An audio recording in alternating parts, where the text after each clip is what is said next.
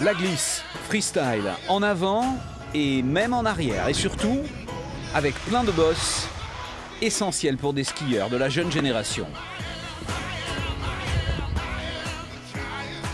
Le freestyle, je trouve ça plus intéressant d'avoir la sensation d'être en l'air. Et pour les figures, bien sûr, il y a tout un vocabulaire. J'ai fait un 360 et un switch 1 qui consiste à partir en arrière et ensuite faire un 180 pour se remettre droit. Le freestyle, vraie émulation visuelle influencée par les images qui défilent sur Internet. Les jeunes, ils voient beaucoup de vidéos à la télé, donc de freeride, de freestyle. Ils s'identifient un petit peu à eux. Donc les stations s'adaptent, font des snowparks, mettent des barres de slide, des rails. Et ça donne une manière d'avoir un ski un petit peu différent, de jouer, de s'amuser.